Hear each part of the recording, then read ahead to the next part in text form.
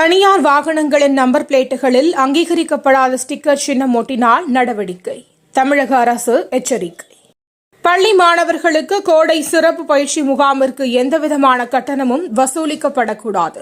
EPS வலியுறுத்தல். சிறுபான்மையினருக்கான இடஒதுக்கீட்டில் பிரதமர் மோடி வெறுப்பு அரசியலை மேற்கொள்ளவில்லை. தமிழிசை பேட்டி.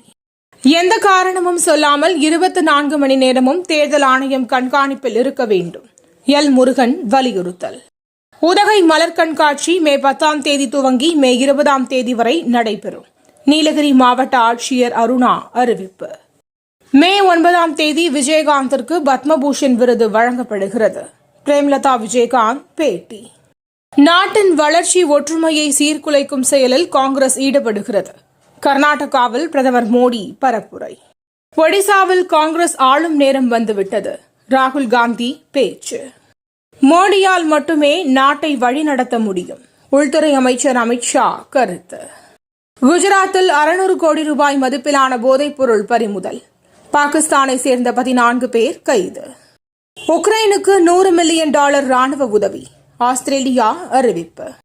அடுத்த 3 நாட்களுக்கு வட தமிழக உள் மாவட்டங்களில் வெப்ப அலை வீசக்கூடும். வானிலை மையம் எச்சரிக்கை. 4வது வரிசையில் ஜடேஜா சிறப்பாக செயல்படுகிறார். சென்னை அணியின் பேட்டிங் பயிற்சியாளர் மைக் ஹர்சி புகழாரம். நடப்பு தொடரில் 500 ரன்களை கடந்த முதல் வீரர். விராட் கோலி புதிய சாதனை. இன்றைய ஐபிஎல் போட்டி. கொல்கத்தா டெல்லி அணிகள் மோதல். தினம் தினம் நடக்கும் முக்கிய நிகழ்வுகளை சுருக்கமாகவும் தெளிவாகவும் தலைப்புச் செய்திகள் வழியே அறிந்து கொள்ள QLN நியூஸ் சேனலை சப்ஸ்கிரைப் செய்யவும்.